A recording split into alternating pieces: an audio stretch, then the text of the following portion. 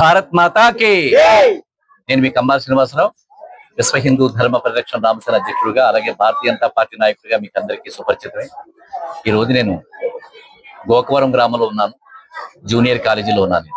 మా ఈ గోకవరం ఆంధ్రప్రదేశ్లోని తూర్పుగోదావరి జిల్లా రాజమండ్రికి 33 కిలోమీటర్ల దూరంలో ఉంది. ఈ రోజు నేను ఒక ప్రత్యేకమైన కార్యక్రమం కోసం చెప్పి కాలేజీలో చదువుతున్న విద్యార్థినుల్ని అందరినీ కలవడం జరిగింది. దీంట్లో మా దళిత నాయకుడు వర్షాల ప్రసాద్ గారు చాలా ప్రధాన పాత్ర పోషించాడు.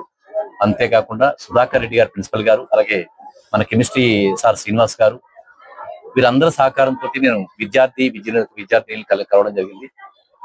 విషయం ఏంటంటే, మన భారతదేశం ఇప్పుడు పరిస్థితులు ఎలా ఉన్నాయి, నరేంద్ర మోడీ గారు వచ్చిన తర్వాత భారతదేశాన్ని ఏ విధంగా ముందుకు తీసుకెళ్తున్నాడు, ఆయన స్ఫూర్తితో కూడా నేను ఏ విధంగా భారతీయ జనతా పార్టీలో జాయిన్ అయ్యి నేను ఏ రకంగా కులమతాలకు అతీతంగా మానవీయత దృష్టితోటి ఏ విధంగా పనిచేస్తున్నాను, ఈ విషయాన్ని తెలియజేయడమే కాకుండా భారతదేశపు ఆర్థిక స్థితిగతులు నరేంద్ర మోడీ గారు వచ్చిన తర్వాత ఎంత వేగవంతమైనవి, ఆయన ఎటువంటి పవిత్రమైన కార్యక్రమాలు చేస్తారు, ప్రతి నెల కూడా 4వ ఆదివారం మన్ కీ బాత్ అనే ప్రోగ్రాం పెట్టి ఎంత విస్తృతంగా ఆయన జనాల్లోకి వెళుతూ ఆయన యొక్క భావ సందేశాలను తెలియపరుస్తారు అనే విషయాన్ని విద్యార్థులకి తెలియచెప్పడమే కాకుండా, వాడు హిందీ చదువుతున్నారు కాబట్టి వాళ్ళని కూడా ఇంట్లో ఉండే కుటుంబంతో కలిసి మన్ కీ బాత్ ప్రోగ్రాం చూడడమే కాకుండా, వాళ్ళు చూసిన దాన్ని హిందీ తెలుసు కాబట్టి కుటుంబానికి అంతా ఎక్స్ప్లెయిన్ చేయమని చెప్తూ,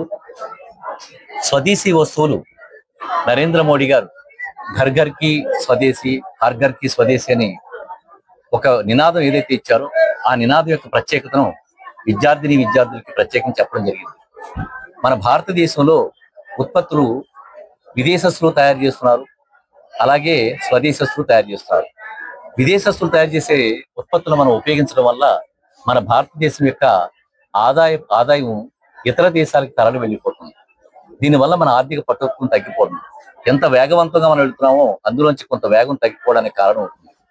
అదే మన స్వదేశీ వస్తువులు ఏవైతే తయారు చేశారో దాన్ని ఉపయోగించడం వల్ల మన సంపద మన దగ్గరే ఉంది.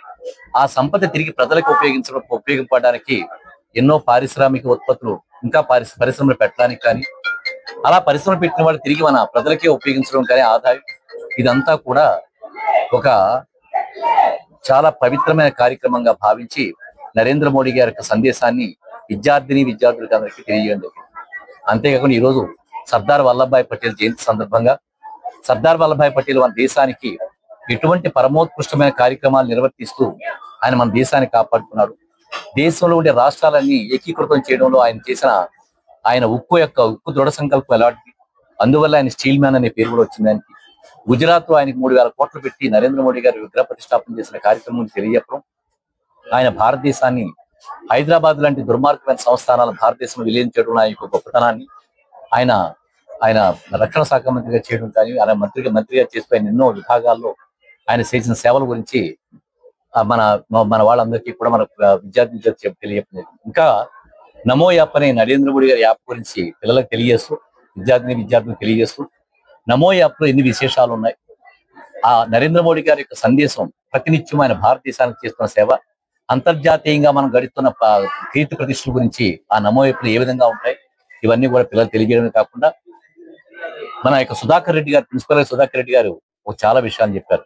నేను బయట ఎన్నో 3 నియోజకవర్గాలకు ఎన్నో డబ్బులు ఖర్చు పెడుతూ చాలా విశిష్టమైన సేవలు చేస్తాను. మన కాలేజీకి చాలా దుస్థితి ఏంటంటే 4 ఎకరాల స్థలం ఉండి కూడా మన పిల్లలు ఆడుకోవడానికి సరైన మౌలిక సదుపాయాలు లేకపోవడం, కాంపౌండ్ వాళ్ళు లేకపోవడం ఆయన తీవ్రమైన ఆవేదన గురి చేసింది. ఆ ఆవేదన గురించి నేను ఆయనతో మాట్లాడి ఇమీడియట్ గా నేను ₹1,00,000 విరాళం ప్రకటించి, మీరు ఏదైనా పని మొదలు పెట్టుకోవచ్చు అని చెప్పి 30 లక్షలు ఏమవుతుందని చెప్పారు. నా వరకు నేను ప్రతి నెల ఎంత బడ్జెట్ ఇవ్వగలను అంత బడ్జెట్ ఇస్తూ ఈ కాలేజీ డెవలప్మెంట్ కి సంబంధించిన నా వంతు ఇతోదికంగా నేను ఎంత సేవ చేయడానికి వీలవుతుందో అంత సేవ చేయడానికి నేను నా ప్రయత్నం చేస్తానని చెప్పి తెలియజేస్తూ, అవకాశం ఉంటే అధికంగా నేను సేవ చేస్తానని చెప్పి నేను తెలియజేస్తాను. ఎందుకంటే మేము బడ్జెట్స్ అవి చూసుకుని నా బడ్జెట్స్ ఎంతవరకు సహకరిస్తామో అవి చూసుకున్న తర్వాత వారికి మనస్ఫూర్తిగా త్రికరణ శుద్ధిగా ఎక్కువ ఇవ్వడానికి ప్రయత్నం చేయడానికి నేను నిర్ణయం తీసుకున్నాను. అంతేకాకుండా మనం ఇక్కడ ఇందాక దళిత నాయకుడు వర్షాల ప్రసాద్ గారు చెప్పారు, ఇక్కడ చదువుకునే వాళ్ళందరూ పేద పిల్లలు, పెద్దవాళ్ళందరూ కూడా కొంచెం కార్పొరేట్ కాలేజీలో చదువుకుంటారు. వాళ్ళకి మా సోషల్ మీడియా సిరీస్ ద్వారా ఒక చిన్న అనౌన్స్మెంట్ చేశాను. ఆడపిల్లలు ఎవరన్నా బాగా పూర్గా ఉండి ఈవెన్ శానిటరీ ఐటమ్స్ కూడా కొనుక్కోలేని ఇబ్బంది ఎవరికైనా ఉంటే కూడా వాళ్ళ లిస్ట్ ఇస్తే మేము ప్రతి నెల కూడా ఆడపిల్లల విషయం కాబట్టి ఇది నేను బహిరంగంగా ప్రకటించకుండా నేను మామూలుగా చెప్పాను. అది అంటే ప్రతి విషయాన్ని దృష్టిలో పెట్టి ఇది నాకు చాలా మంది స్త్రీమూర్తులు రాజకీయ పార్టీలు ఉండే వాళ్ళు కూడా ఈ విషయం మీద ఒకసారి ఎప్పుడో ఎవరో మాట్లాడడం నేను విన్నాను. కొంతమంది పూర్ పిల్లలు ఉంటారండి, శానిటరీ ఐటమ్స్ కూడా కొనుక్కోలేని వాళ్ళు ఉంటారని చెప్పానంటే నాకు అనిపించింది మనం పెట్టే ప్రతి 10 రూపాయలు 20 రూపాయలు కూడా వాళ్ళకి ఎంతో ఉపయోగపడుతున్న భావన నాకు కలిగింది. పేదలకు ఎలా ఉంటుందనంటే ప్రతి 10 రూపాయలు చాలా ముఖ్యమైన నోట్. అది చాలా మందికి అది గొప్ప నోట్ చాలా తక్కువగా భావించవచ్చు. కొంతమందికి 10 రూపాయలు కూడా చాలా ముఖ్యమైన విషయం అవుతుంది. అందువల్ల దాన్ని దృష్టిలో పెట్టుకుని అంత పేదలు కూడా ఉండొచ్చిన ఉద్దేశంతో నేను ఈ విషయాన్ని తెలియజేయడం జరిగింది. ఇలా ఎన్నో కార్యక్రమాల గురించి మాట్లాడుకుంటూ ఈ రోజుని మాకు సుధాకర్ రెడ్డి గారు, ప్రిన్సిపల్ సుధాకర్ రెడ్డి గారు, అలాగే కెమిస్ట్రీ శ్రీనివాస్ గారు వీరందరూ కూడా నాకు పూర్తి సహకారాన్ని అందజేస్తూ కాలేజీ పిల్లలతోటి విద్యార్థులతో మమేకం అవడానికి అవకాశం కల్పించినందుకు ఈ అవకాశానికి అన్ని విధాల కృషి చేసిన దళిత నాయకుడు వర్షాల ప్రసాద్ గారికి, మన మన ప్రిన్సిపల్ సుధాకర్ రెడ్డి గారికి, శ్రీనివాస్ గారికి ప్రత్యేకంగా ధన్యవాదాలు తెలుపుకుంటూ మీ కంబాల శ్రీనివాసరావు. భారత్ మాతాకు జై. జై శ్రీరామ్.